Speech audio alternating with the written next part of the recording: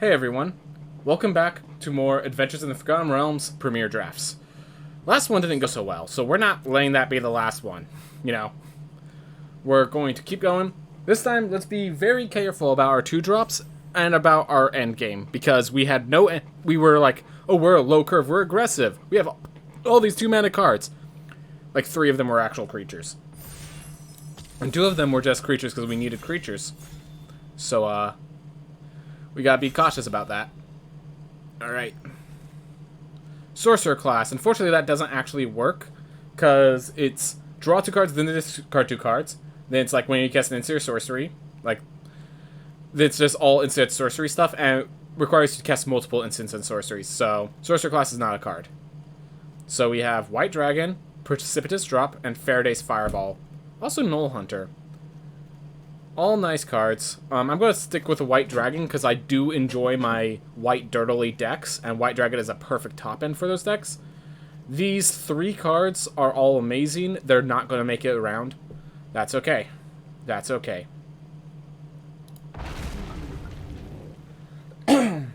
Ooh, Cleric class.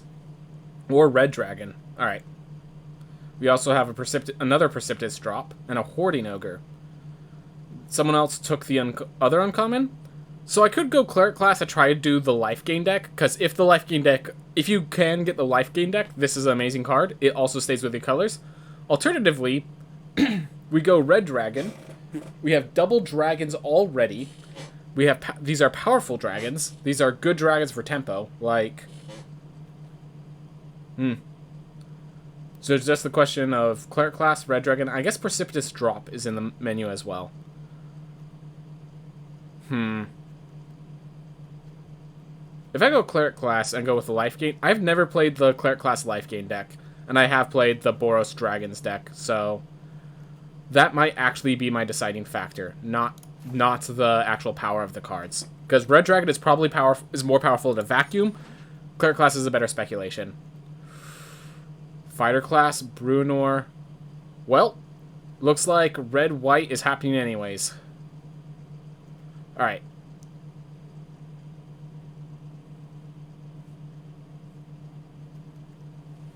I think we go with Bruenor, because this is just a 4-mana 5/3, even if we don't get equipments.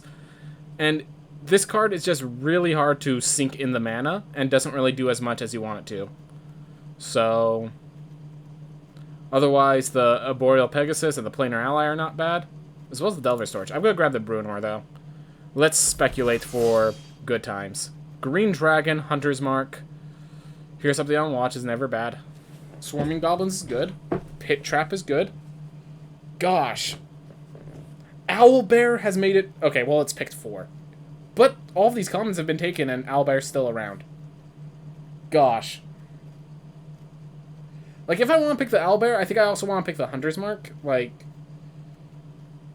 White... Here's Something on Watch is safe. Owlbear and Hunter's Mark are speculatively amazing. There's a green dragon here as well. I think, like, it's so weird to say pick 3, this is a signal that green's open. But I think it really is. I'm going to go with the removal spell first, and then go with the Owlbear, but... Because there is a point where you have too many. And I just don't want to run into that point. Alright. I don't think I'm black, or at least not enough black to go for one of those cards. I don't think I'm blue enough to go for Rime Shield Frost Giant.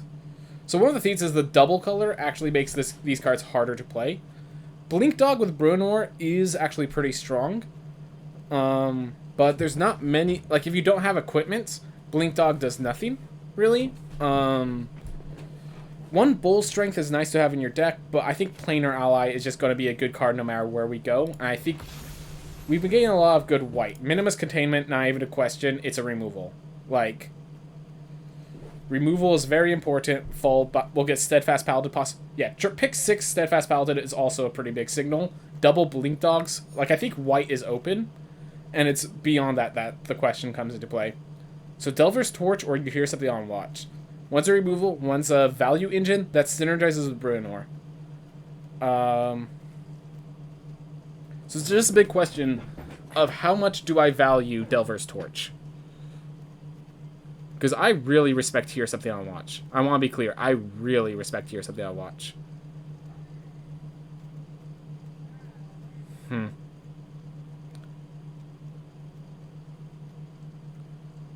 going to go with Here's Something on Watch, but it's definitely close. Alright. Well, second Here's Something. Yeah, look at this. No real colors open, kind of green. Like, the Here's Something on Watch tells me white's open, and that's it. Even if I'm green, I don't think I want Neverwinter Dryad. So I'm going to go with the Ranger's Hawk, because at least it's a little 1/1. I could put equipment on with Broodor. It could venture otherwise. It has abilities. Should have spent a little more time looking at the signals that sent me. Alright. So, Dueling Rapier is good if we're Brunor. Fine Curse Idol I always want one of. Gloomstalker I just don't really see myself wanting it. You know what? Here's what I'm going to do. I'm going to sideboard these because I'm not sure which path I want to go. But I'm going to grab these cards, assuming like one of those paths is my path. Alright, let's go to the Delver's Torch. Aborted Pegasus is definitely a good card. But Delver's Torch like synergizes better with what I'm doing. It's playable in both decks, and it synergizes great if I end up with a Brunor deck. Half-Elf Monk or Spiked Pit Trap. With these pulled out, we actually have no 4-drops, so I think the Half-Elf Monk does look better. But the Spiked Pit Trap, that is the last card that we're picking here. I'm going to actually pick the Pit Trap because it is a kill spell. Half-Elf Monk was probably the better play there, but I think that's okay. I think this is okay. Alright, that could sometimes be playable if I really need to go aggressive. Which sometimes this deck can go aggressive, but we need more 2-drops. Someone took the Steadfast Paladin, as expected. So, we have no 2-drops effectively. All our 2-drops are kill spells and later game effects. So, I play one. I'll play one. Okay, well, we're white. That is set in stone. We are white. So I think the player ally is going to be taken, but I think I could grab the Veteran Engineer on the way back. Otherwise, Grim Bounty. Unfortunately, we are not black, but Green Dragon, Hill Giant, Herdgorger, I'm good with that if I'm green. And I'm good with Neverwinter Dryad if that's the worst case. But I think the Veteran Engineer, like, people have been telling me pre-signal-wise that white is open, so I'm okay taking this and Veteran Engineer coming back to me. Portable Hole. Honestly, at this rate, I think we're going to be able to just do mono white, honestly. This is getting a little amazing. A little too amazing. After the Portable Hole, I guess I want the Jaded Sellsword, maybe the Elterguard Ranger, maybe the Improvised Weaponry. Don't really know. Potion of Healing does not seem... Oh, I got a Cleric class. I have a Cleric class. I'm going to pull that Cleric class out just so I can look at my deck. So I want to just pick the cards that are really good first, and then worry about that stuff later. I could suddenly splash in blue for Hama. If this comes back, then I'm good splashing. Otherwise, I want the Steadfast Paladin for some life gain. And right now, it looks like we're just going for mono white. And I see no reason to not go for mono white if it's offered. Half-Elf Monk. Wizard class, we are not blue enough yet. Green Dragon, again. We're not sure if we're green or red. Underdark Basilisk is better if we're between the two. Just because of the way our curve is looking. Half-Elf Monk is great, so I'm just going to pick the Half-Elf Monk. So it looks like we got a lot of green offered there. So I'll keep that in mind.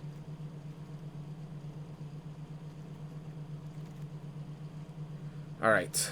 Wow.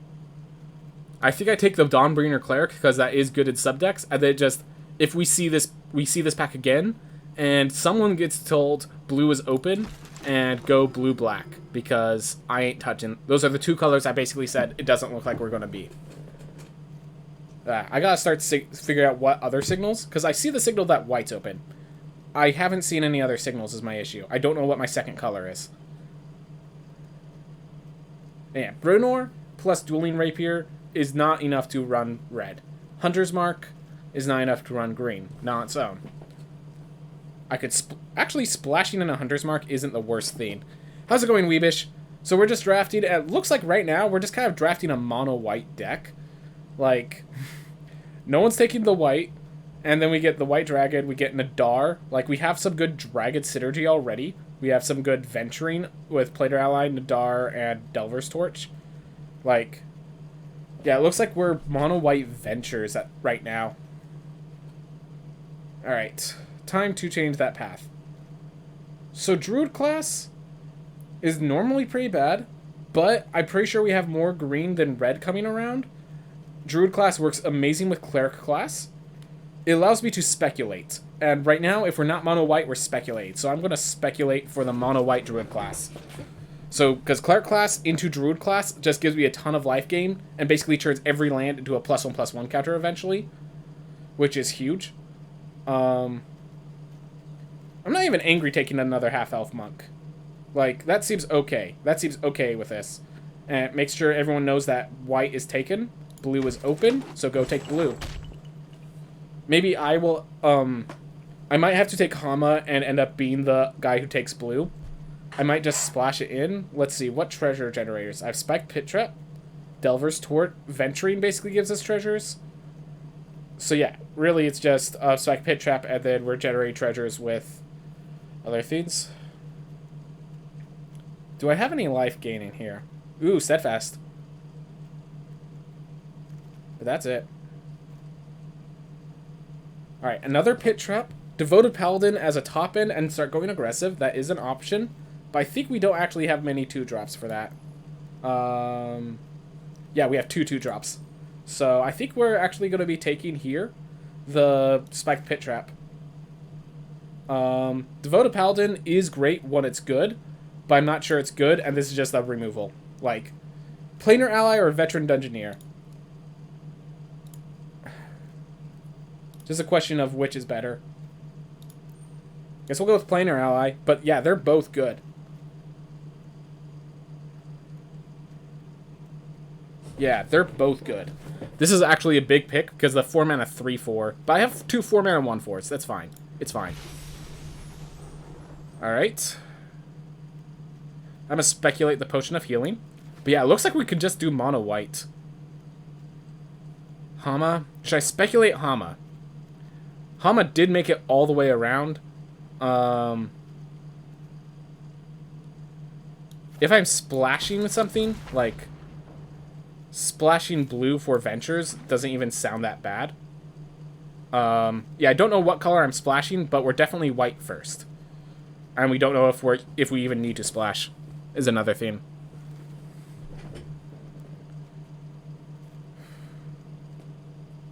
Yep. Sure. Ooh. You just had a great one in our Rogue Legacy 2. I'm going to finish this draft and then I'll read that. Alright. Well, this tells us we can now splash blue. And we're blue Ventures. And, like, what do we get if we're white? +2 mace.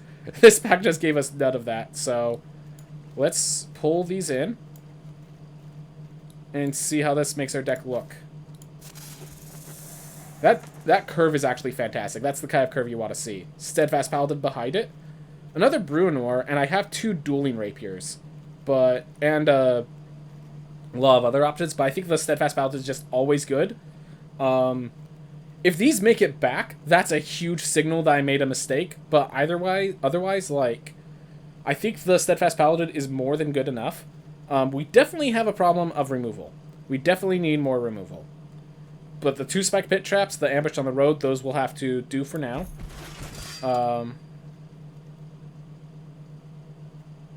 Find some good red, but never lasts. So it's a question of, if I go blue, what kind of blue do I want?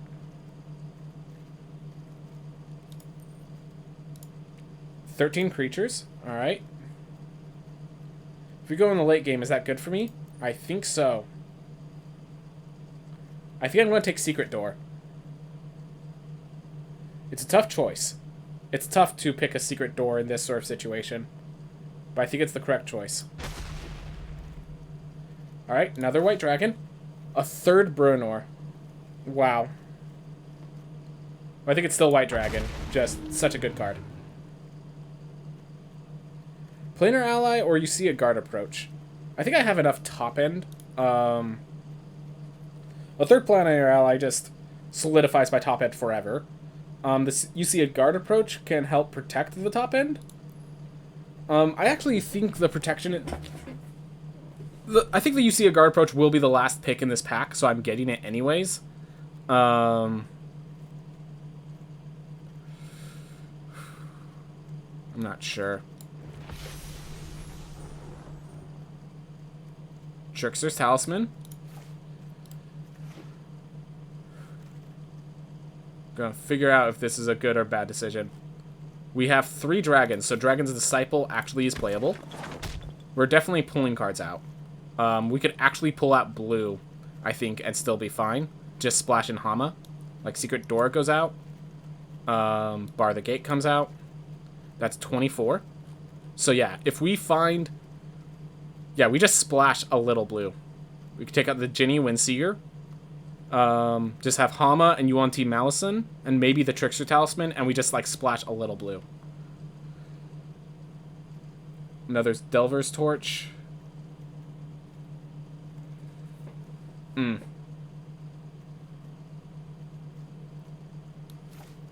I'll sideboard the Barret Mind Sorcerer in case it comes in handy. But I think, yeah, we're just going to be basically going mono white with a little blue. Like 1, 2, 3, 4 cards are blue in total. Alright. I'm just going to sideboard Leather Armor in case it turns out that everyone passed the Bruenors. And that would give me 3 Bruenors, which actually justifies going red instead. Because then I'd have, like, 3 equipment. I have 3 equipment, 3 Bruenors, which are insane with equipment. Don't we have a Delver's Torch in here? No, we do not. That was my mistake. Oh, well. Alright, we take the UC Guard approach. Not sure if it sees play, but it's taken.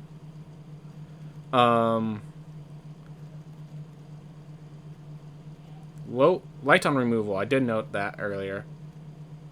Rager's Hawk is just better than Secret Door. Trickster's Talisman I'm not so sure about. Alright.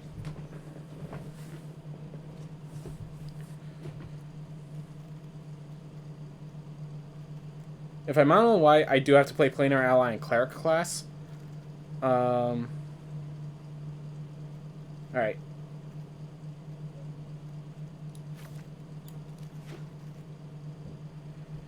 Oof. I'm just going to math it out, because I think I could go mono white if I want. I definitely could go mono white if I wanted.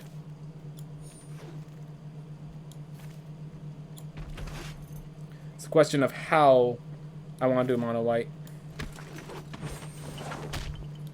Alright, so first things first. 1. I don't have a way to splash, so if I just pull these out, then I have to put in 3 more cards. A half-elf monk, a planar ally, and a Your Ambush on the Road. Maybe the Gloomstalker.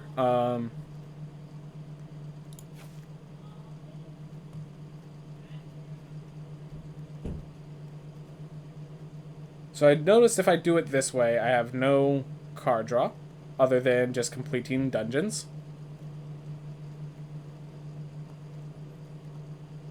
My life gain would be Cleric class. If I add in Hama, like Yuan-Ti Malison plus Hama Pashar is definitely hard to cut out. Definitely hurts cutting these cards out, but I think it's just, this is more consistent. And let's just start counting. So for 2 drops, 1, 2, 3, 4. And I'm going to count that as 5. Because I'm not really trying to be too proactive with it, I'm just trying to do it.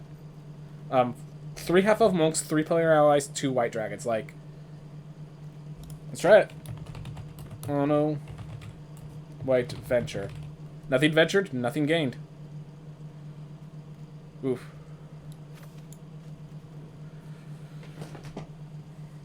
Vograx. Hey man, how's draft going? Just finished up the draft. It looks like we're doing mono whites. Like, we have some good blue cards, but it's like, I'm not sure it's worth sacrificing consistency just for some blue cards. That being said, they're insane blue cards. It's Trickster Talisman. It's Yuan-Ti Malison of all cards. But it's like 1, 2, like I have a total of 3 cards that I end up playing if I do it that way. So I'm not sure if I want to splash it in. So we're going to try it like this. And if things go awry, then we can splash in blue and see how that feels. Because Hama is great. I could get a Yuan-Ti alongside it. I could get a UC guard approach, pull out a half-elf monk, or maybe a planar ally, lower my curve a bit, that sort of stuff. But yeah, it's going good. It's going good. Alright, so now I can actually read Weebish's comment. I just had a great run in Rogue Legacy 2. I picked a character with a diva trait because I was curious and want extra money. I got a lot more money than usual, sure, but playing diva really taught me not to rush and think about the best approach. Yep. I got to the lake and died to the second platformy thief because I hadn't seen, or I couldn't see anyways. Yep. Just dungeon. I'm just trying to get as many wins as I can, and it just so happened that white was heavy open, and so I just ended up going white. The deck does have a lot of venture cards. Nadar was one of my pack picks, so that was huge. But yeah, just generally good cards. White dragons in here, stuff like that. You know, with all the scry, I probably could go down to 16 lands. But if I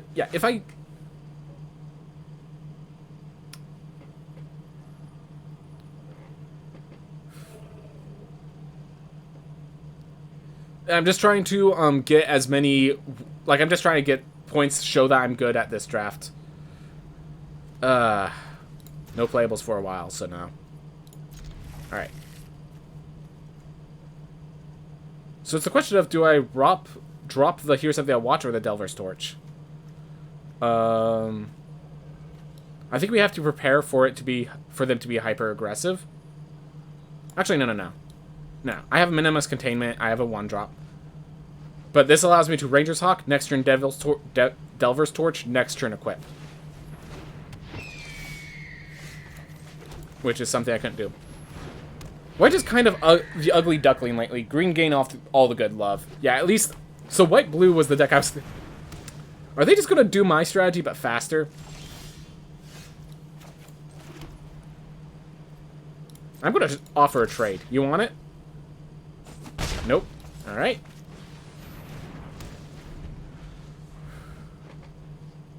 Yeah. Red and green have been really strong in this format with, as you said, white kind of not coming up. Soul Knife Spy needs to get contained before it starts drawing them cards, so I'm just going to do that now.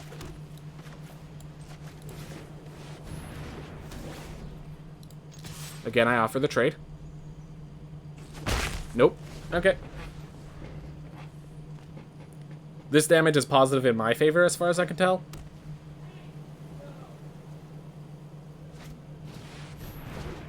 Alright. So that's going to prevent my Ranger's Hawk from attacking for a bit. So we just go to Steadfast Paladin. And we can take care of things. But yeah. This is the kind of blue cards if I splash in blue.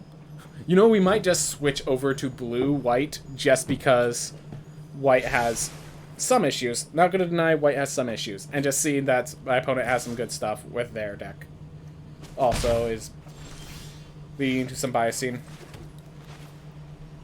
Alright.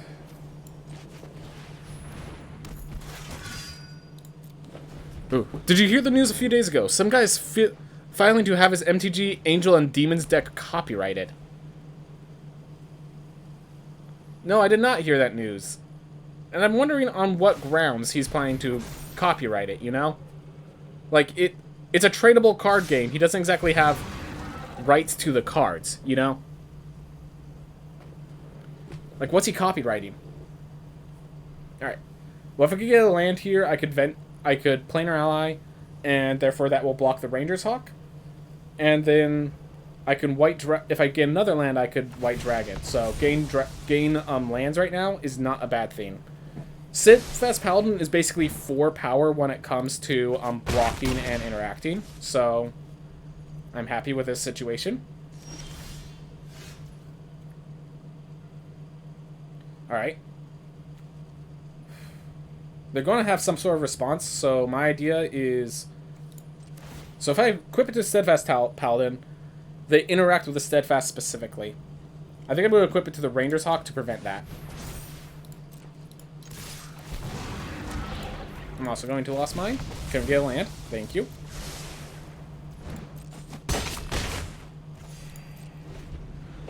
Oof. You can at least try to copyright decks. Yes, you can try. Shall you succeed? Not often, I don't think. Alright, so he has some of the good cards. That's fair enough. I have a Ginny Windseer, but the contact of their plane is really the powerhouse that brings you around to blue. You're actually the same as I had. No, he's copying the setup combination of cards. I don't know if that would work. It's a Polygon article, so not Onion. Huh. I mean, here's the thing. If someone plays that in a tournament format, then what happens? Like, you're copywriting a competitive, an archetype in a competitive format. Like, people need to play the cards that make them win. Like, why would anyone accept that, you know? That's my main issue. So, even though they're dealing 5 damage, because I have life linking here, I'm actually winning this race as far as I can tell.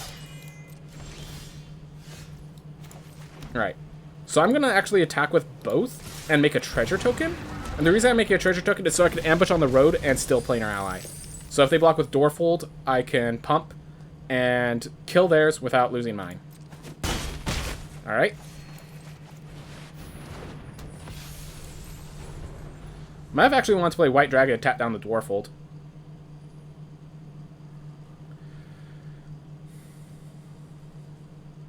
I mean, a woman in Florida married a Ferris wheel, so who knows what madness might go on these days. I mean, so the marrying a Ferris wheel, like, who's getting hurt by that? Top-level meta players are getting hurt by someone trying to copyright their decks. So, that's the difference I see. Alright, so I'm going to tap down the Air Cold Elemental while playing the White Dragon. Then I could, -4, -0 their Ranger Hawk. Alright. I think we're still in this. This is kind of an awkward play, but I think this is the play. So I'm going to...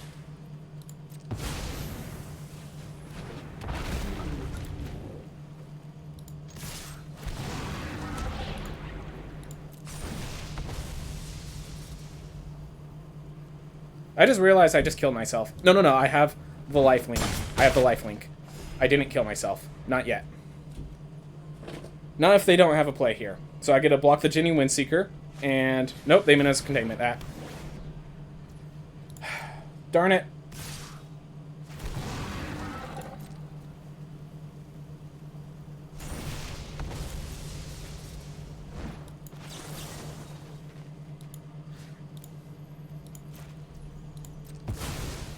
Oh well.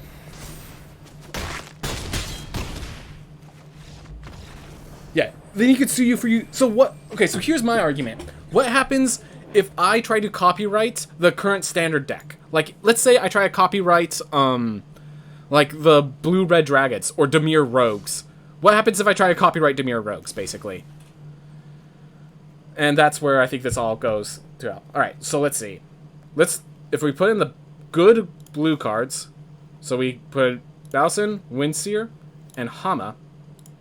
And then we pull out Half-Elf Monk, one planar ally, because we don't need that many, a land, and then we turn this to 10-6.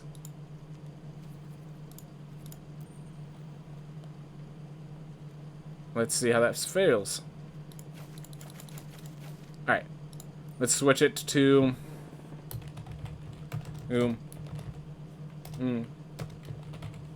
Ensuring is so... Yeah, who knows what the name's gonna be. Alright, let's try this one out a little bit. 6 lands is a bit ambitious, is a bit much, but I only have 2 cards that need double white, so that's generally the plan. We'll see how this fares.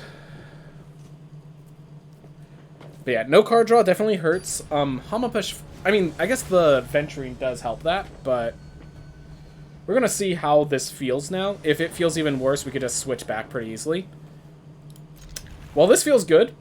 I don't know about you, but Yuan T. Malison into Hamapashar seems like a really good curve.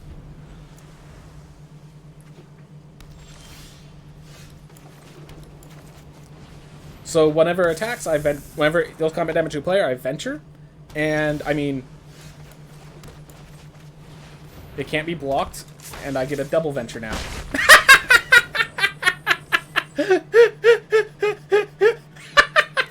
I knew it was good. I didn't realize it was that good. Okay. Okay. Okay, that was good. Okay, so it looks like adding the blue was a positive. Albeit, we'll see when this deck gets some inconsistent draws, but we'll find out. Jesse James, the kid.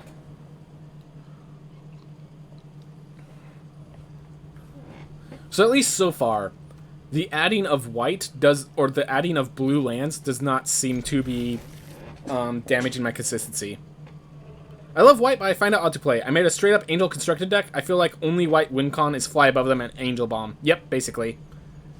Alright, so they land dropped one.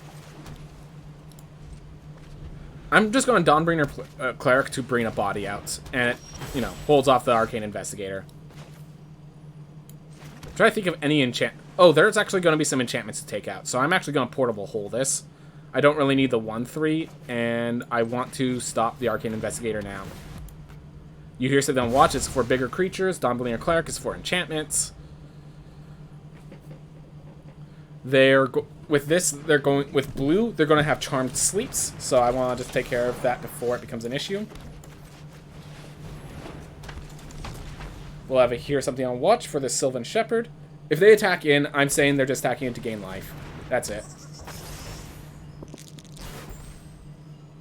Yep. I'm going to say 0 tricks.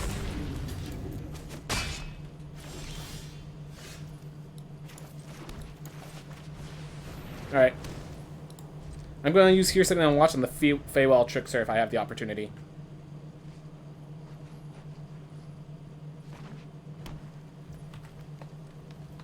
Put on full control now. Alright, so they know better than to attack with a Feywild Trickster. Good to know.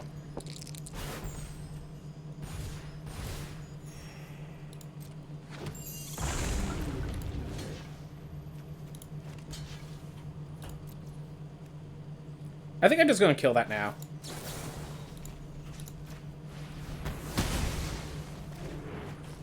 Just make sure that they can't keep rolling.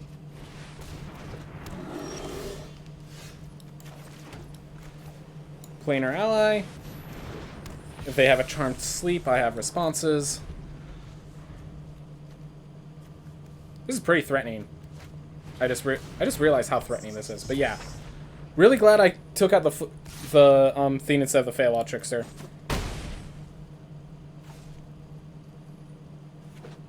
Alright, so they just had lands. That feels really good for me. Because now I get an attack in and double venture. And every venture is doubled as well, so... Don't need more lands. Nah. Alright. 1/1 goblins are going to allow me to double block Circle of the Moon Druid, which feels good.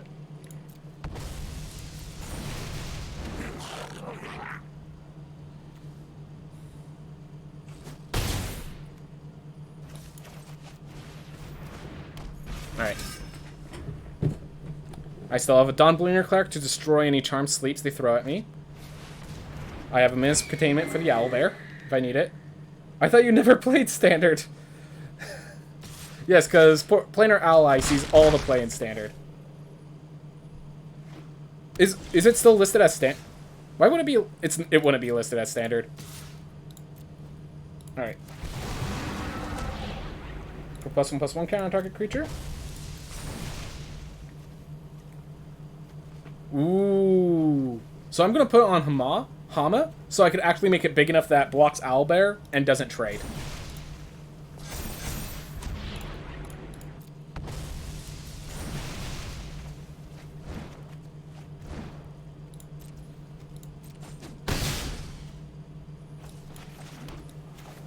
Alright. This does leave me tapped out, but I think it's a positive in the end. Because, yeah, I could block the Circle of the Moon Druid with my Steadfast Paladins if I really need to. This one contain the Sylvan Shepherd if I feel that necessary. Alright.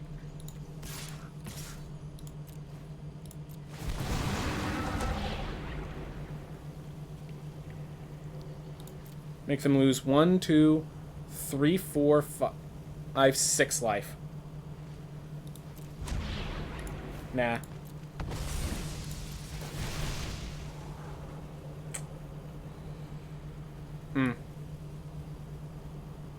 Not right now. But yeah, just make more goblins. Contain the Sylvan Shepherd.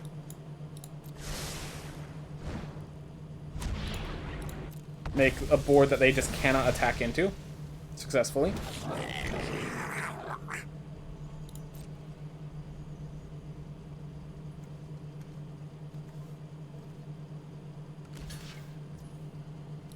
Alright. So do I just contain the Shepherd? Let's see, the next turn I could... Next turn I have lethal. Yep.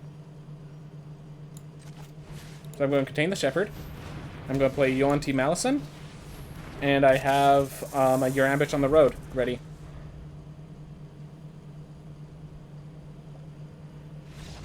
Alright. There we go. Yeah, some 6 synergy for limited, definitely. So in case you're wondering, Focus, this was... When I first built this deck, I was like, mono white. And then I just, like... Basically, white was super open, and then therefore, when I got Hama, I'm like, okay. So... We're technically... we have 10 white lands and 6 blue lands, just to put into perspective. You put a paper 2 or mostly arena.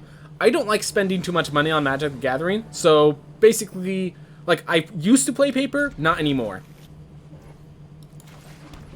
I do have the commander decks for this set. I do have all the... I do have the 4 commander decks for this... why can't I not think of its name? For the Dungeons & Dragons. But that's it for my... this... for playing... That was the last time I bought Magic cards since, like, Rise of Eldrazi. So, like, I have nothing... My only thing against, paper Magic is just that it costs money. Really, that's it. Alright, improvised weapons, raise that. Did not draw my land. Do not have... that, so I guess we're just playing Steadfast Paladin and attacking in. Not getting the land hurt there, but that's okay. What we're going to do, just play a Dragon's Disciple? Because, like, I drew the Half-Elf Monk.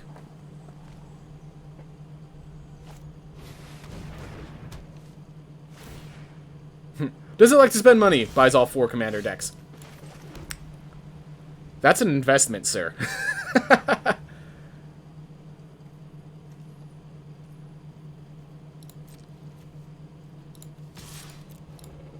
I don't see them blocking. I'm impressed. If I were them, I would just say, oh yeah, he's playing Ambush. Oh, they're saying, oh, I want you to play Ambush on the Road. Okay. But the real thought, that's not much of what you have to pay to play out standard on paper. Yep. I got Strixhaven Commander decks. I'm trying to get some friends to do Commander Knights. Playing regular Magic could get expensive if constructing own decks for sure. Yep. And that's what I used to do. So... got very expensive. Very fast. Alright, so they're red-black, which... So here's the thing. Red-black is considered the most powerful color combination in this format. But because of that, everyone's drafting red-black. So we just have to hope they don't have the cards. Which, so far, they're showing that they don't have the cards. Alright.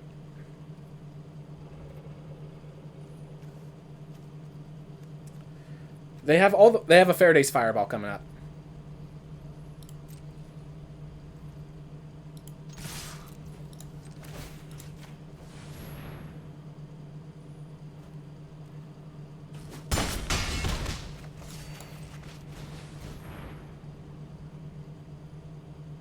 And now I reveal the Nadar to make them always scared to play that. Oh!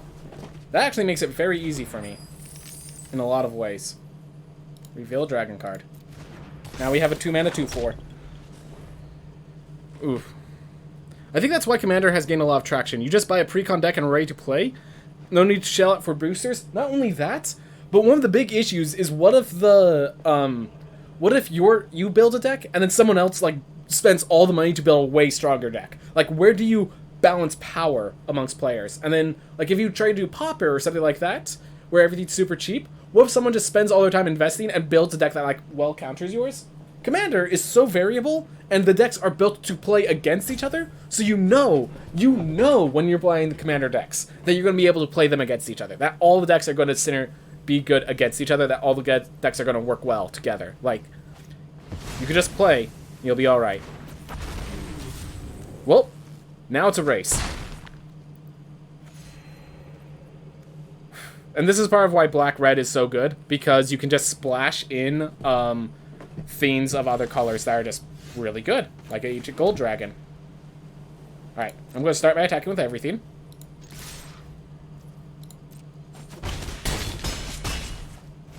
Now I play Nadar. And Nadar has Ward 1, which is great. Don't need any more lands. Thank you for the offer. And during their turn, we're going to tap down the Adult Gold Dragon so that it can't block and it can't attack. So, thank you, Half-Elf Monk. Making it easy on me. And we now threaten lethal. Despite them having an Adult Gold Dragon, we now threaten lethal. Oh! There's where all the mana gets sunk. 6... They didn't kill everything. That's the important part. Alright. 5/3. I could attack and tap it. And then that's just kind of my turn, which I don't like. So if I attack with both, it doesn't really get through. Wow, they had Orcus. That is impressive on their part. I'm going to Planar Ally, because that will allow me to threaten lethal next turn with Half-Elf Monk. But yeah, if I attack in right now, I do bring them to 2, but this just applies pressure in other ways. If one friend is throwing a lot of money on hood cards, it will break the fairness within a play group, unless anyone starts to lean into it. I prefer to just have the pre-con decks rather than rotate who plays with which deck. Yep. That sort of stuff. I remember one... Alright, so they had to Grim Bounty that. If they attack, that is a mistake. It allows me to swing in and then tap them down next turn. Hulking Bugbear. Alright. Can't really attack him with a Bugbear. Alright, so I get a Ginny Windseer, and I get end of turn Spike Pit Trap.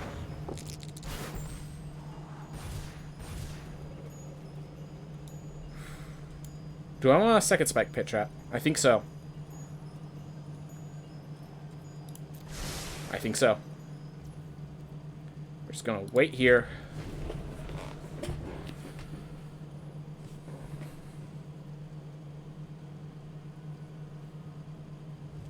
The Spike Pit Trap gets to kill Orcus. Looks at the top 3 cards. Alright. The Spike Pit Trap is actually not that bad when used against me. I just love they just got land, and Spike Pit Trap. Oof. Makes me feel a lot safer. They just chose to take the plains. Are they about to Price of Loyalty one of my creatures? Alright, Faraday's Fireball. Roll low. Darn it. If they rolled low, they'd be at 3, and then they can't attack at all. Alright. I want them to attack with one of their creatures. That's actually a very good positive for me. Alright. So I can Menace Containment, attack, and then next turn I could tap down one of their creatures. And then the fact that I'm still holding up Spike Pit Trap for later is amazing. Neither of these die in the block. So yeah, they block the 2/4. I then get to tap down the Hulking Bugbear on my turn. And while I don't threaten lethal just yet, I'm putting I'm putting a lot of pressure on them, and that feels good. I like playing Rakdos decks, but I tend to go very aggro. Last deck I made had an average mana cost of 1.8. I like playing mid... So, what I like doing is mid-range synergy, which is very hard to do, because, like, the most well-known mid-range synergy deck is Elves, and people hate Elves, and for good reason. Alright.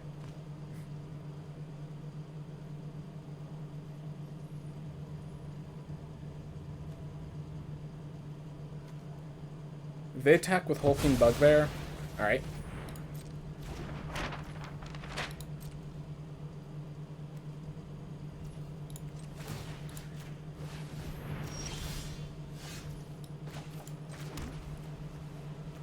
Do I just kill on the goblins?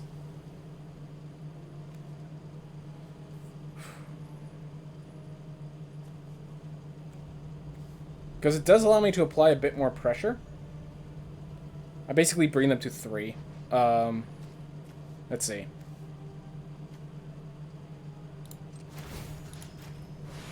Just kill that with Spike Pit Trap. Allows me to get through.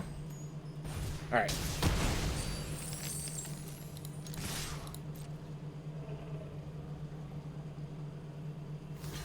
Yep, they're definitely doing that. It's a question of what next. I could sacrifice the treasure to allow Half-Elf Monk to tap. I have mana for anything, and I draw. So that's good. This thing's going to keep venturing. There's nothing I can do about that. Ooh, we definitely got a bad spot thanks to the Orcus play. But if they didn't have Orcus, this wouldn't be a game. So I'm okay with that. Had to go to Mad Mage. I think they went there just for the life gain, because they're like, I'm not going to get a full, complete venture anyways. So might as well play. Yep.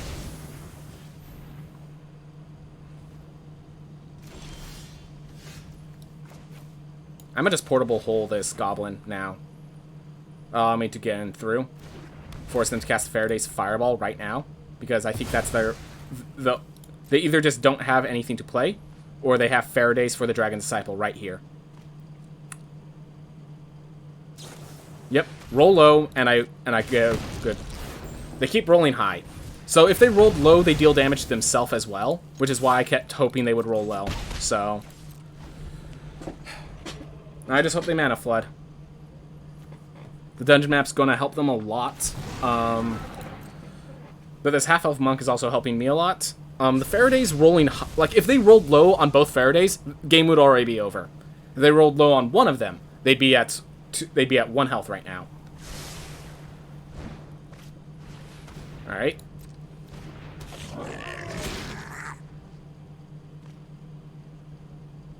Obviously, if they want to attack with swarming goblins, I'm 100% good for it.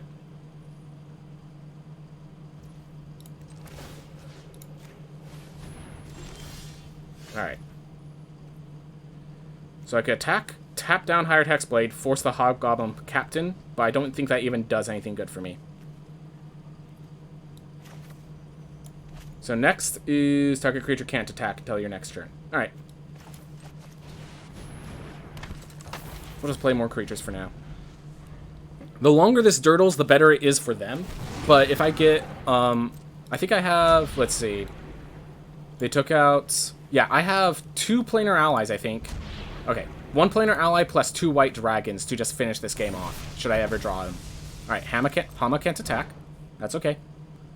They attack in, that's good for me.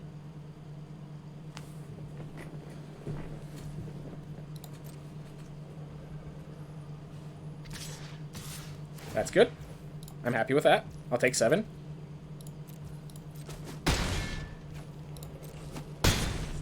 And if they end their turn, I'll just tap the Hired Hexblade. Alright, if I could get some pressure, that'd be nice. Alright, they're at 2. So now at the very least, they cannot play, so they cannot play a Faraday's Fireball if they get it, or if they do, they're just doing it for if I roll high or I die. Alright.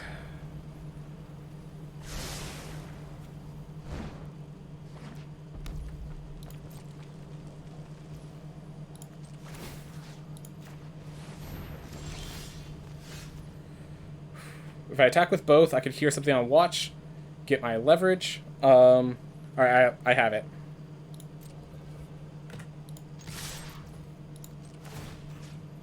Tap down that.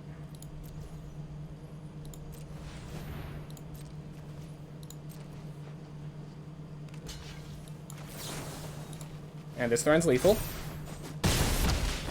Whew. Definitely made it close. Definitely made it close, sir. I do appreciate you, Westman. You did well. You made that a good, close game. Oof.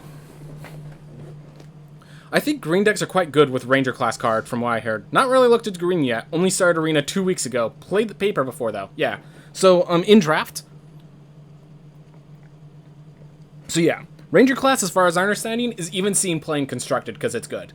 Ranger class is the bomb if you get it. I just don't really consider rares unless you get... Because you're not going to see many rares.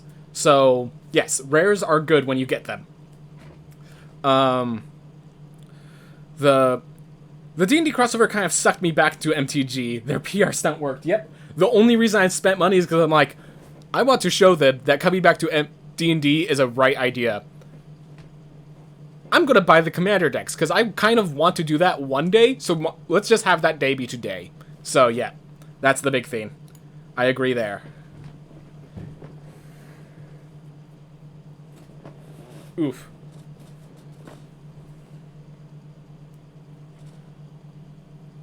As for the colors, it's pretty well known that like black and red are the top color combination because of price of loyalty and stuff. Like if we're talking about limited.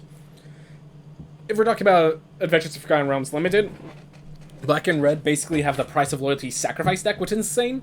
And if you don't get that, you get the black-red treasure deck, which allows you to splash any color you want because you have all the treasures in the world.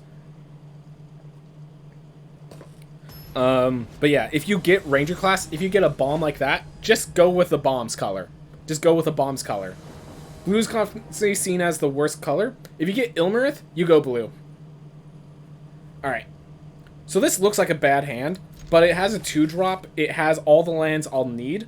If I keep drawing lands, this is a horrible hand. But if I don't, this is a great hand.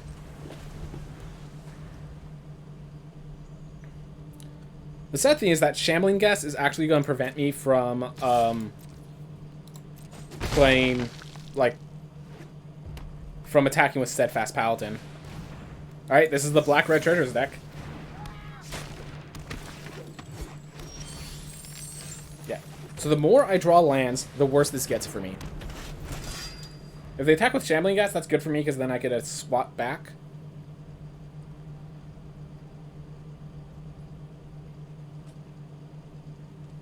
Oof. I really want to draw a dragon for Dragon's Disciple.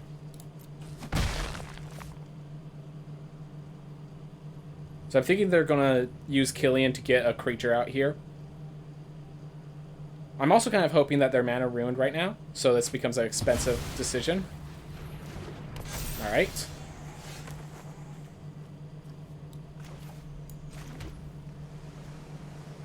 I think I'm going Gloomstalker for now. And, we'll hear something on Watch the Horde Robber if we need to. They have to have a kill. They have to have specifically Dragon's Fire for Gloomstalker for this to be the correct play. For this to end badly for me.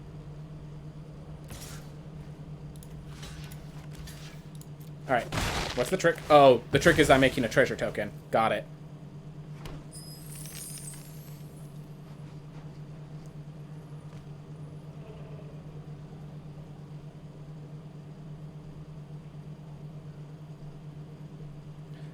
Yeah, Kellyan is going to be a problem for me.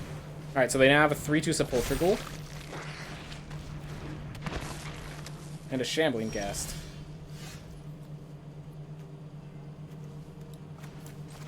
Alright. They're not going to have enchantments. I'm not going to get rid of a card in the graveyard. I'm just going to play Dawnbringer Cleric and get myself 2 life.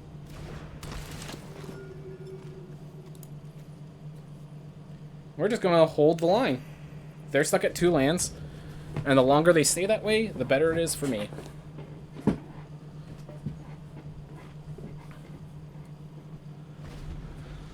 If they attack with all, I block Horde Robber, Killian, and Shambling Ghast, and when they sacrifice, I watch the Sepulchre Ghoul.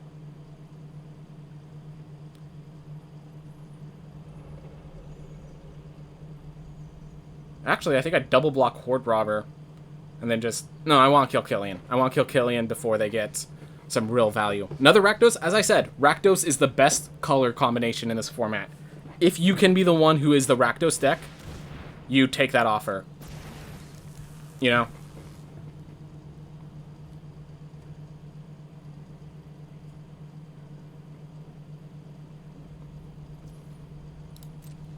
Alright, let's see how they attack.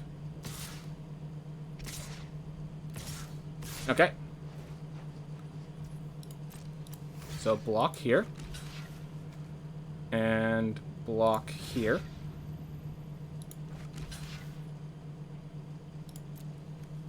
And now they're going to sacrifice my Gloomstalker to buff their Sepulchral, and I'm going to watch the Sepulchral.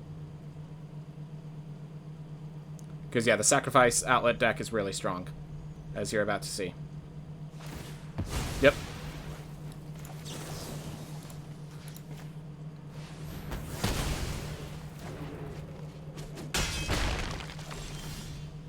There we go. That's a good return on investment.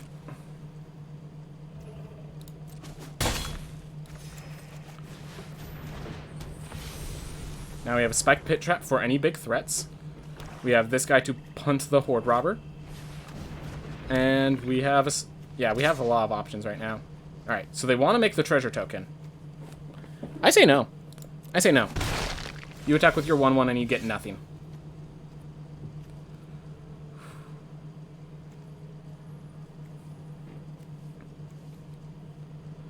I kind of like equip Play Delver's Torch, equip it to Steadfast, equip it to Planar Ally attack. Yep, I'm doing it.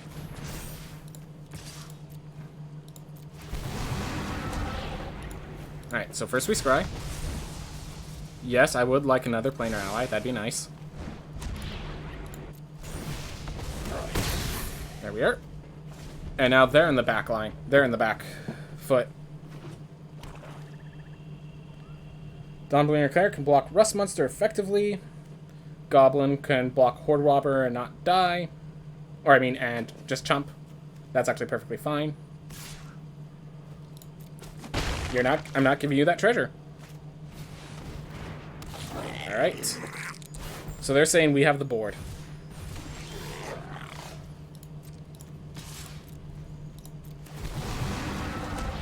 Alright. So first, let's figure out who I want to put the +1/+1 counter on. I think it's the Steadfast Paladin, because that allows me to trade with Swarming Goblins.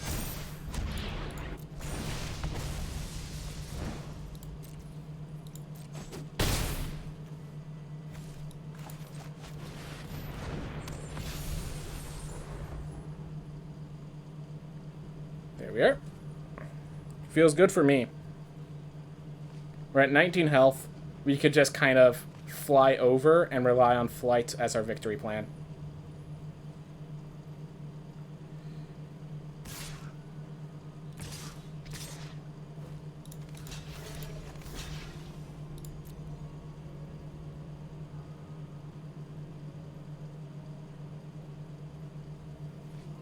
I'm alright taking 5 damage. I gotta kill your Horde Robber.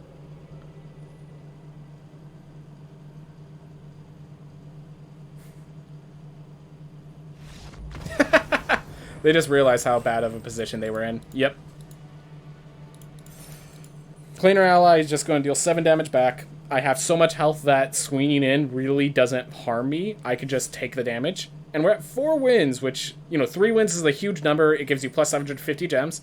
This gives you another 400. So from here on, the next 400 is at 7 wins. So we're going to obviously shoot for 7 wins, but I am happy once we get to 4. At 5, we refund. Alright. So we have to draw specifically a plains, which I don't like, even though we're leveraged on plains over the others.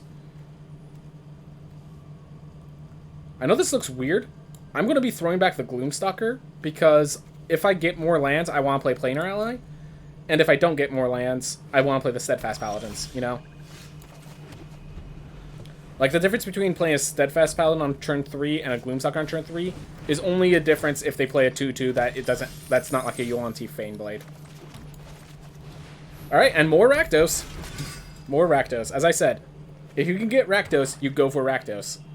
This is just a theme that people have decided upon. Alright. I will take the Tradester.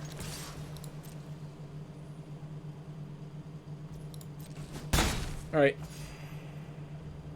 Do I just contain the Faneblade? Yeah. So the reason I contained the Faneblade is so I could Steadfast Paladin and hear something on watch next turn. And here's why I chose to keep the Steadfast Paladin, because... Alright. So I can attack. If I pump up with hear something on watch, they just sacrifice a treasure and turn it into a 4/1, so that's not even an option.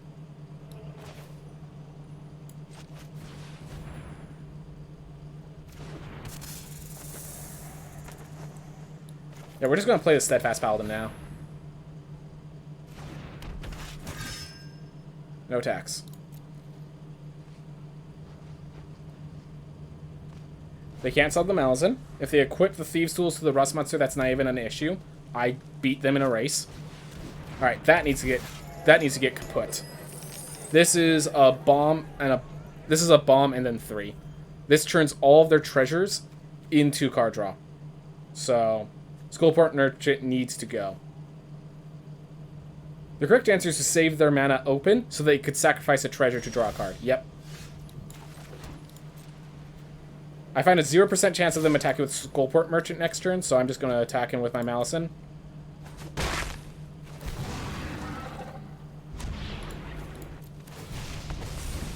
Look for a proper removal. That is a proper removal.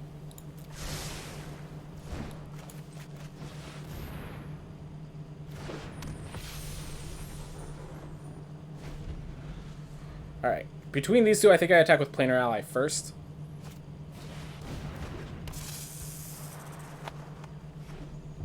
Wait, did they not sacrifice the treasure? That was a mistake on their part.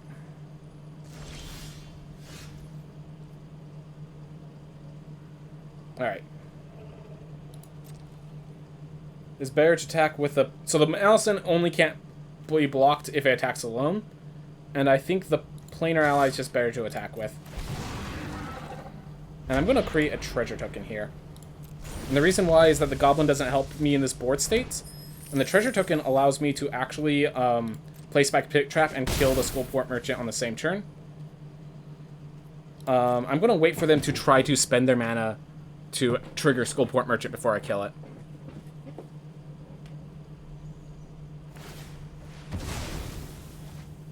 Alright. Now I'm going to start triggering it. So if they want to... So here's the big theme. Now if they want to use their Skullport Merchant again, they have to sacrifice all of their treasures. The correct answer is do it, but it becomes a lot harder to justify.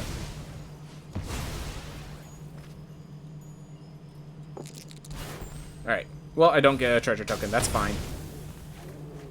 But yeah, that card drew them 2 cards.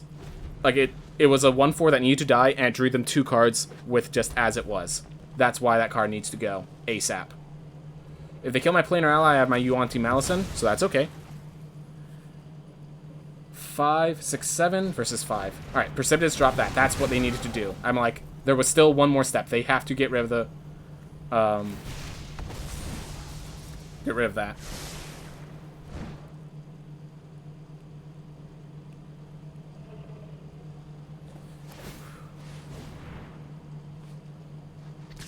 Yep, so now I can't block the Faneblade.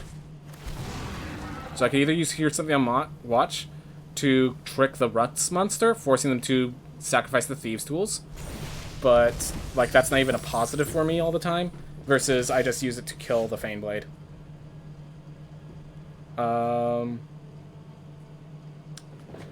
They're low on cards now. I think I just Planar Ally. Start applying my pressure. Ooh, I like that. So, I'm going to play Planar Ally. I could actually want to attack with all next turn. Use it to give the Rust Monster -4, -0. So, they have to sacrifice 2 treasures just to go on equal. And then I hear something on watch, they need to sacrifice a 3rd. Even if they turn my Planar Ally into a weak, lean creature, still happy. It forces them to sack everything for the Rust Monster, which means that the Here's Something on Watch goes fine. This is all assuming they didn't draw anything. That is unlikely, but it's something I'm playing towards. It is entirely possible what they drew did not help them. Had to step away. Got a sick cat to tend to, so this is the third Rakdos. So far they haven't had the best cards. Yeah, thanks for jinxing me. Actually, they had a Schoolport Merchant, so they had really good cards still. Alright. As long as they don't get that last venture, I'm fine. And yep, this is exactly what I wanted to see.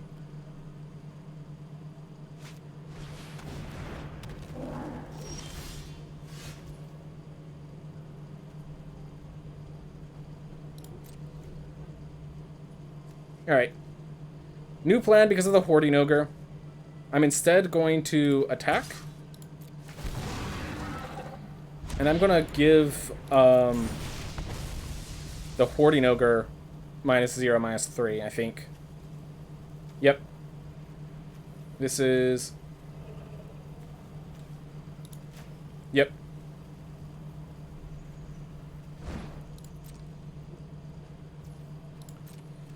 Unfortunate, but this is the best way to play it, I think. If I hear something on Watch the Faneblade, I have other issues. Yeah, okay, so they have card draw. So that's one of the big themes, that this Treasure Sacrifice deck has tons of card draw. Which is what makes it so hard to play against. This Rakdos deck actually has some really... It has all the best commons, basically. So that's the main issue I'm dealing with. Jaded Sellsword. Okay. They have a 4/3 that I can't block this turn, but I'm not worried about because of next turn. I hope they're foolish enough to attack with Hoarding Ogre. Yep.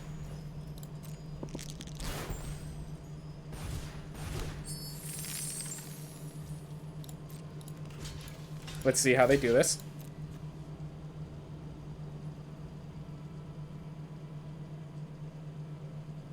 Is it a Faraday's Fireball? Is it an improvised weaponry? Alright, resolve.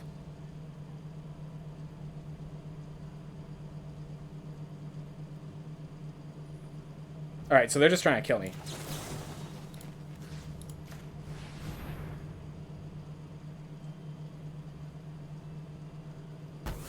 Alright, so I killed that. I take 8.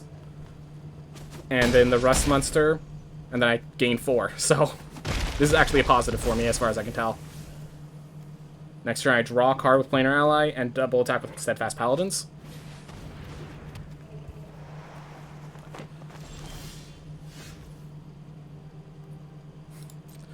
Oh, well, you have card draw too. Oh wait, you play white so you get nothing. Yep. What it feels like sometimes. Let's draw non-lands. I appreciate it.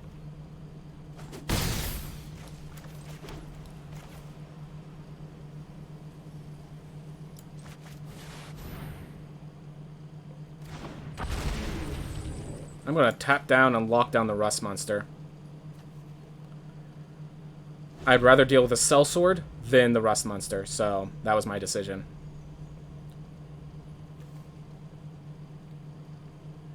Because the Rust Monster can be equipped with the Thieves' Tools and cause issues. Elaine, Crucive Painter. If they have another Jaded Sellsword, that becomes a real issue. What did I just say? So I think I just have to chump with a Jaded Sellsword. Alright, so they attack. They have the Horde Robber. I think they're going to attack. Yeah, they're going to attack with all. 6, 7. Let's see. If I double block like this, I still take 7. I gain 4. I go to 10, I believe. Then I have attack with... Hold up. They're tapped out on mat. Okay, 1, 2, 3, 4, 10, 11. They have no cards in hand. 1, 2, 3, 4, 5, 6, 7. 8, 9. Okay, I have lethal by not blocking. They have no cards on this board. I just attack with all. I enter Tomb of Annihilation to make them lose that 1 life, and that 1 life is all that matters. They don't have anything to spend that treasure on, so we just win the game. I have lethal on board, and they have no cards in hand.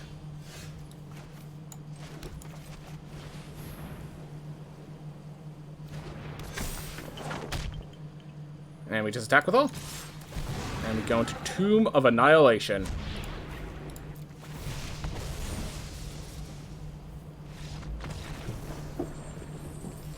There we are. Whew. Got close. Got real close. Well, triple Rakdos as expected. You know, building decks against Rakdos is probably a legitimate strategy. Anyways, this thing costs 1,500 gems to enter, and we just got 1,600. So net positive now, everyone. Net positive.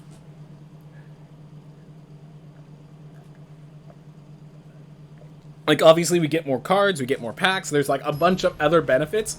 But on the raw resources spent to enter Premier Drafts, we are already net positive, and that's always happy. Alright. I think I'm happy. Like, I don't like it, but I think I am okay playing Dragon's Disciple as a 2-mana 1/3, if that becomes necessary. And then I have a Hama, or I have a Gloomstalker if I don't want it killed immediately. Alright, better plan. I have a Dawnbringer Cleric to destroy the Wizard class. And I get to destroy it before it gets to level up and draw them cards. And this is why I like having a Dawnbringer Cleric in my deck.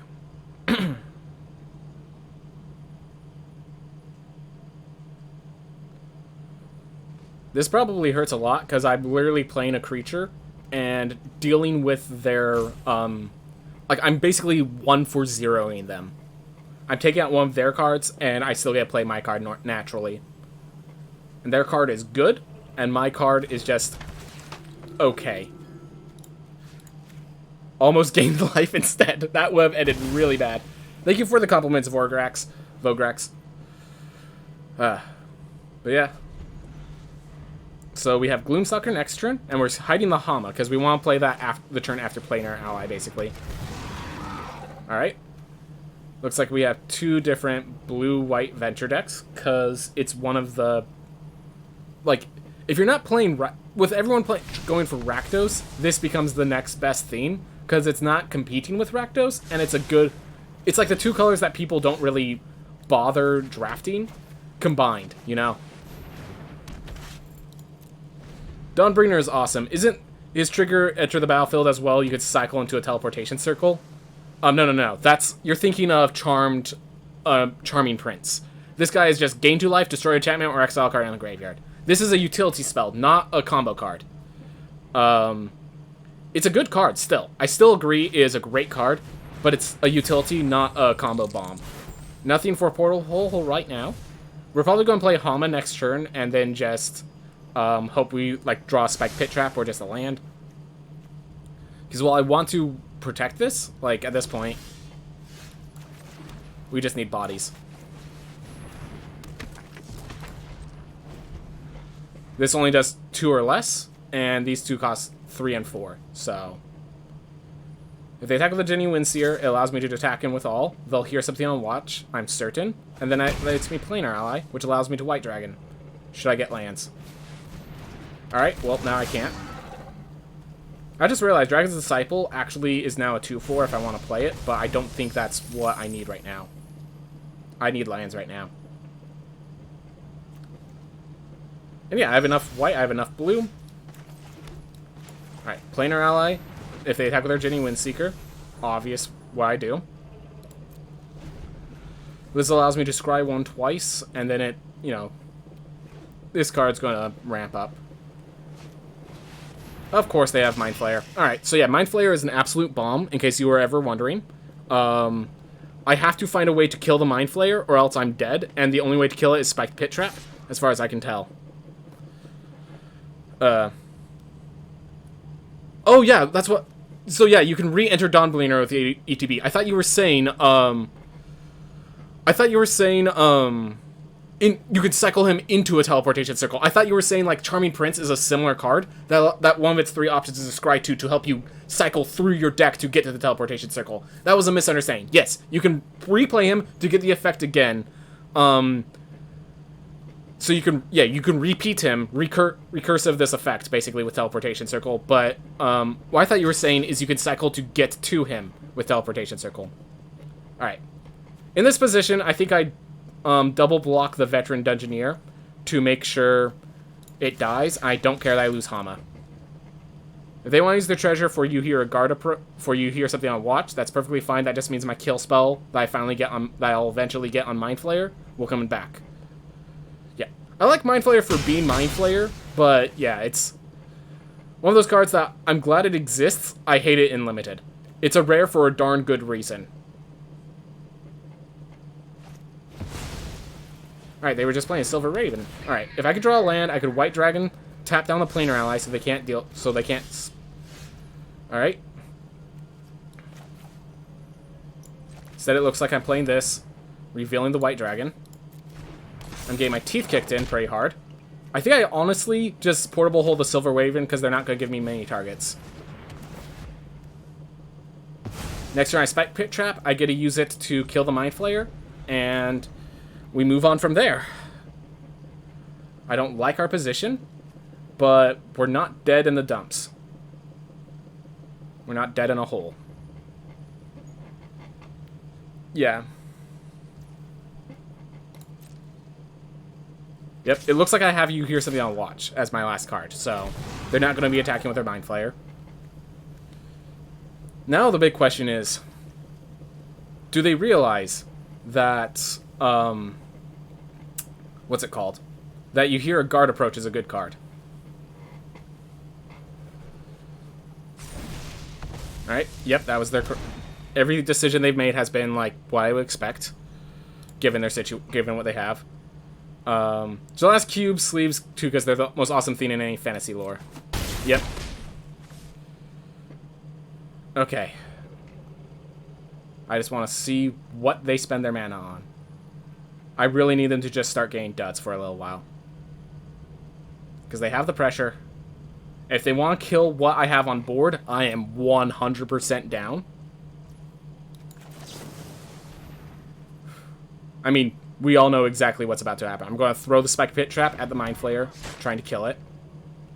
To get my planar ally and prevent them from completing their dungeon.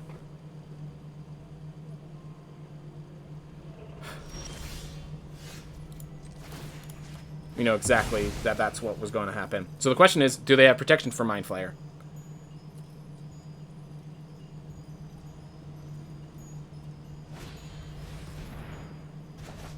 Yep, they did. And that might just be the end of the game for me. Yeah, I don't know what to do now.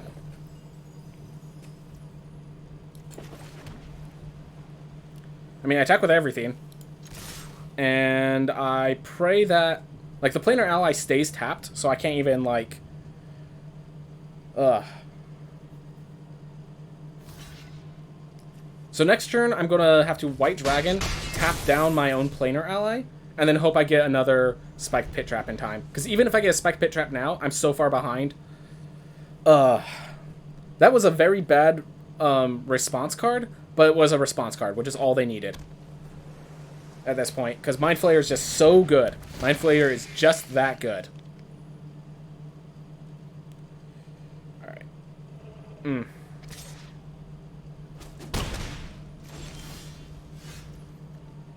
Nadar Ventures, I have no venture that saves me here, so I just have to White Dragon, keep my planar ally tapped down, so I could find an answer to Mind Flayer, and kill it. Oof. If they attack with a Ginny Windseer, I just block with my White Dragon.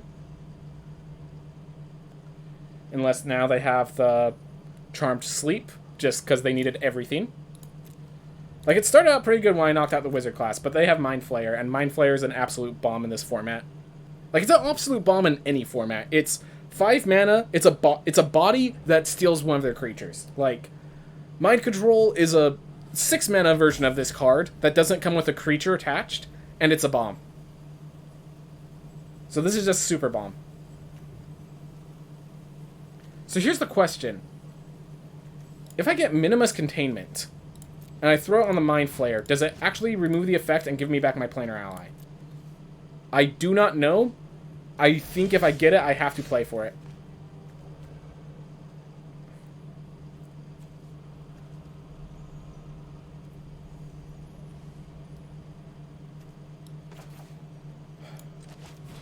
I just have to look like I'm holding up a combat trick, because it's my only... Is Mind Flayer rare? Yeah, it has to be rare. Honestly, with its effect on limited, it might as well be mythic. God, please don't have counter target creature or planeswalker spell. So I have to go, Lost My Fandelver, because I do need to start applying some effects. If it doesn't kill Mind Flayer, it gets Scry to the bottom.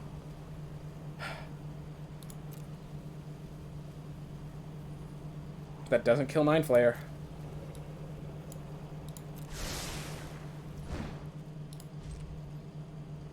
Alright. Yes, Pacify won't stop abilities, but turns it into an artifact, so I'm not sure if it actually removes the intel. Because here's the thing, it removes the ability, but this ability says for as long as Mind Flayer stays on the battlefield. Alright, they have lethal now. They made it clear that they know how to get lethal. I'm not going to play this through.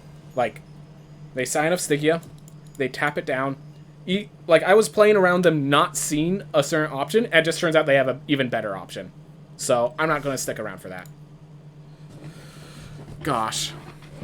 The freaking Mind Flayer, man. You don't really... Like, that's okay. You don't always win those. I have my 5 wins.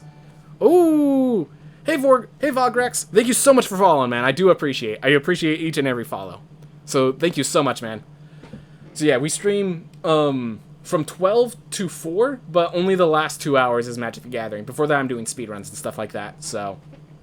But yeah, glad to have you around. Glad to have you around. Hopefully, if you look at my description, there should be access to my YouTube channel.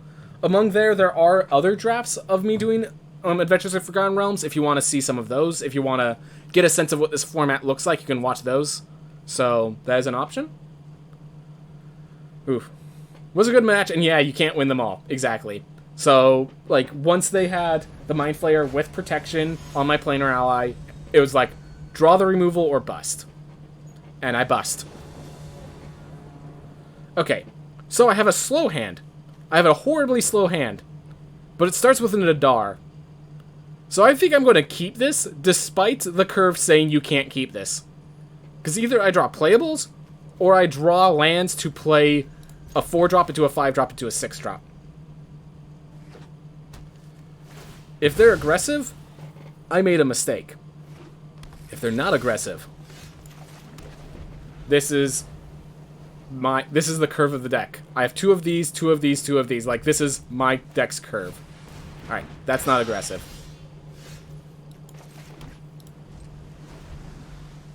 Alright. That feels good. And yeah, with this hand, I'm okay just drawing lands for a while. Alright, let's play that out. This stops me from attacking, but also stops them from attacking. Don't need that right now. Rather have lands. When you're down to top decking versus blue, it's usually just losing prospect unless you get lucky. Ooh, Compel Duel. Forced to block. Where's the nice? There it is.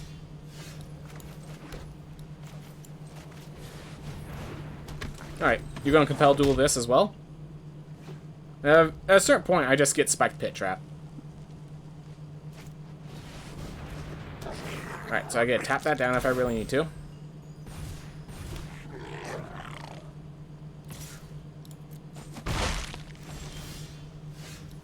Here we go. And yeah, Swarming Goblins is going to deal damage to me. There's not much I can do about that. But I get my Planar Ally to start venturing. I can get a 1/1 Red Goblin. I can start getting Spike Pit Traps. Go ahead.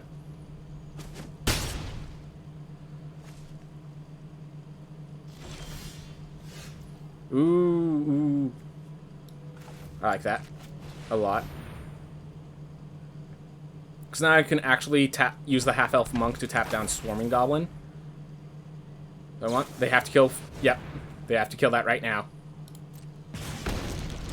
So I can decide, do I want to just tap down the Swarming Goblins then? Yes. I think that's what I want to do. So I'll just tap down the Swarming Goblins. I'm willing to block the Underdark Basilisk with Hama Pashar.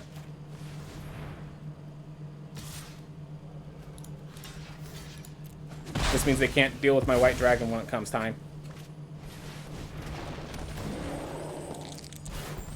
Alright. We'll sacrifice the Spike Pit Trap here. Because it can't kill the Earth Cult Elemental anyways. And I need my lands. I have another Spiked Pit Trap if the time comes. So I think I just Dawnbringer Cleric to gain life. And I could tap that down and play another Spiked Pit Trap in time. Because I don't want to take the 6 damage to try to play Planar Ally.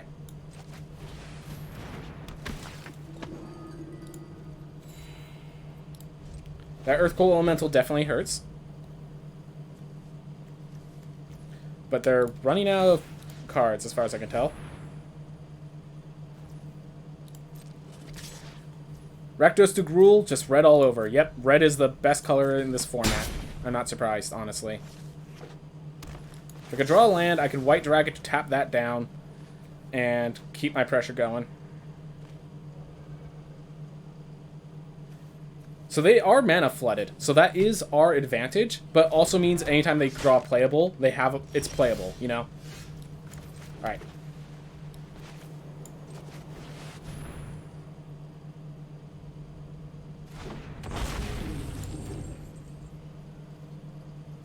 Attack for 2.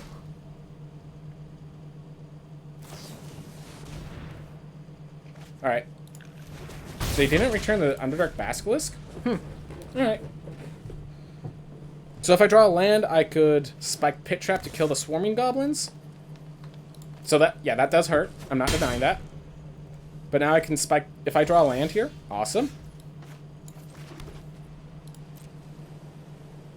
And now I'm the one in control.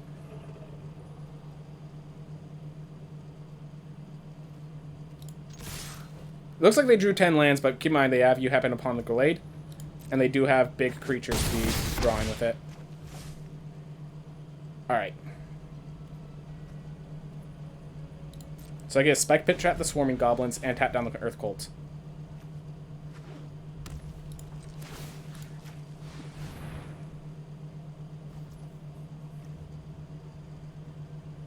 I mean, I'm killing this. Might as well just do it before combat.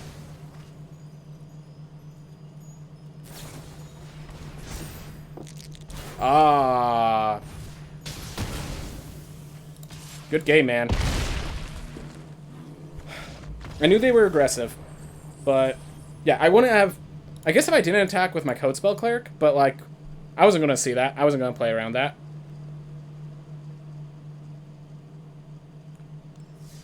Let's see, if I waited, would that have mattered? So they can Bull Strength in response to me tapping their creature down. So even if, like, there was no time, I could not wait to tap it. I could have waited for them to declare attackers. Maybe they were foolish enough to just say, oh, the 4/3 gets in, and then I attack. That was sneaky. But I think they were going to do that anyways. I think if I didn't use the Spike Pit Trap, they were going to do that anyways. Alright. Well, this deck got 5 wins. As I said, that's plus 100 gems, plus all the cards I got. So, that's good. That's good. The splashing of blue was correct. Just all the good blue cards. Alright. But only the good blue cards. Almost was mono white. Always good to get my wild cards. And rare wild cards are some of the best because you just... Like, so the reason rare wild cards are the best is because every format has its rare lands that you kind of need to rely on to make consistent decks. So when you get to the top end, every deck has like a good 12 rares in it to make it more consistent with whatever colors it is. So like the pathways, you know, you need all the pathways if you're going to play a 2-color deck. That sort of stuff. That's a guaranteed 4 right there. So like if you want to play more and more decks, the rares are where you really lose out. Because yeah, well, there's a bunch of commons and uncommons in those decks. You get enough of those just by drafting and stuff. The mythic rares are pretty uncommon. They're usually the thing your deck builds around, so you need like 4 per deck, but you need like 12 per deck of rares. Anyways, that was the draft. It was a good draft. It went 5 wins. Like, definitely some mistakes on my part, but yeah, that was a good draft. Everyone, thank you so much for watching. I hope you all have a wonderful day.